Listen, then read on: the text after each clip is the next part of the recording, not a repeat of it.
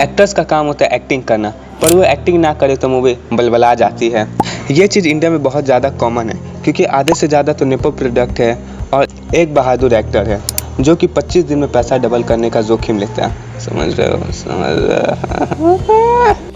पर आज हम इनकी नहीं बल्कि बिग और मस्त एक्टिंग करने वाले एक्टर की बात करेंगे, जिनकी एक्टिंग पूरी तरफ से ऑफ द बीट है। और एक बार देख कर तो तुम्हारा भी रिएक्शन कुछ इस प्रकार होगा।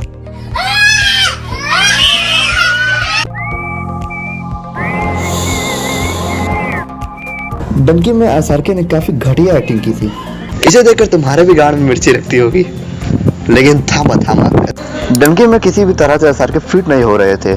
जहां अपने 60 साल के एसआरके चचा और 36 साल की तपसी पन्नू एज गए देख रहे हो 24 साल का, और यहाँ एसआरके बाप नहीं आशिक बन के घूम रहे हैं। राजू के मूवी में स्टार नहीं एक्टर काम करते हैं, लेकिन इस बार एसआरके का स्टारडम बीच में आ गया और कम टाइम में मूवी की शूटिंग खत्म होने के कारण मूवी का मजा खराब हो गया। धिक्कार है हम पर। यहाँ एसआरके थोड़ा और एक्टिंग और मोर पर्टिकुलरली लोअर केमिस्ट्री पर ध्यान देते तो बहुत अच्छा होता। एवं ये पूरा देश धारा 370 का विरोध करता है। जनसंघ की आवाज देश तक पहुंचाने के लिए हमें संसद तक। इसे सुनकर तो कोई भी शॉक हो जाएगा, और पर्सनली मैं भी हो गया था। यहाँ पंकज सर की एक्टिंग उस लेवल की नहीं थी जिस लेवल की होनी चाहिए थी। माना एक्टिंग 15-20 वरुण धवन से अच्छी थी, लेकिन जो पर्सनैलिटी एक बायोपिक मूवी में होती है वो यहाँ क्लियरली मिसिंग थी। शायद इसका रीज़न अटल जी की कॉपी करने में चल गया था, क्योंकि एक रियल लाइफ पर्सनैलिटी को रियल लाइफ में प्ले करना बहुत ही मुश्किल होता है।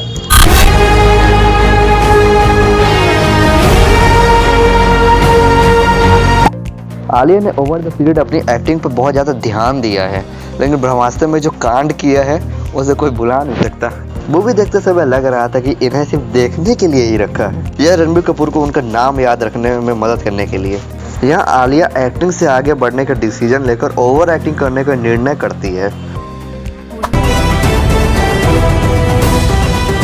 अब हमें आजाद के थग्स ऑफ हिंदुस्तान बहुत ही एस्पिरेशनल मूवी थी, क्योंकि पायरेट्स की सस्ता कॉपी जो थी। इस मूवी पर सबका ध्यान था, क्योंकि 2 जनरेशन के एक्टर इस बार एक साथ काम कर रहे थे, और क्या काम किया है माशाल्लाह, अति उत्तम। दोनों की एक्टिंग एकदम ही ऑफ द बीट थी, कोई सेंस ही नहीं थी एक्टिंग में। Total disappointment. मेरे साथ ब्याह करेगी? तुम मुझे बहुत अच्छे लगते हो लाल, लेकिन हमारा कुछ नहीं हो सकता।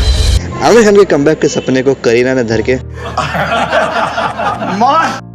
वो तो सब जानते हैं कि ये परफेक्ट गोल्ड डिगर है, लेकिन कभी कभी एक्टिंग भी कर लेती है। पर लाला की हरी चड्डी में इनकी एक्टिंग बहुत खराब थी, किसी भी तरीके से अपने कैरेक्टर को एकदम जस्टिस नहीं दिया था। आमिर खान को लोग बहुत कर ही रहे थे, साथ ही साथ इनकी नॉनसेंस एक्टिंग ने सोने पे सुहागा कर दिया।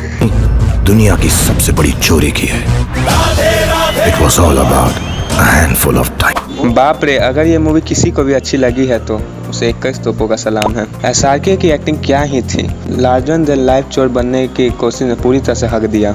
सही बात है, सब अपने जोकर तो नहीं ना हो सकता है। एसआरके ही नहीं बल्कि सारे एक्टर्स ने दबा दबा के ओवर एक्टिंग की थी। हैप्पी न्यू ईयर को देखते समय किधर से भी एक स्पाई मूवी को देखने वाली वाइब नहीं आ रही थी, लग रहा था कोई लोकल मुजरा क्लास चल रहा है। इस तरह की मूवी में एक्टिंग का सीरियसनेस होना बहुत ही ज़रूरी होता है, पर किसी भी एक्टर का एक्टिंग उस लेवल को मैच नहीं कर पाया था। सिर्फ 15 मिनट की बात है। I think you should leave now. आप शायद समझे नहीं, मैं नहीं जाने वाला। जानिए अपने डैड को रोको तो क्या कर रही है? डैड ये कहीं नहीं जाएंगे। जानवी साइड हो जा। अगर ये और नॉट, शैतान अजय देवगन से ज़्यादा आर माधवन के कारण चली थी। इसमें अजय देवगन की एक्टिंग बहुत ज़्यादा तो खराब नहीं थी, लेकिन बहुत सारे सीन्स में वो अच्छे से एक्सप्रेशन दे नहीं पा रहे थे, और more precisely middle of the movie में इनकी एक्टिंग और ख़राब हो जाती है।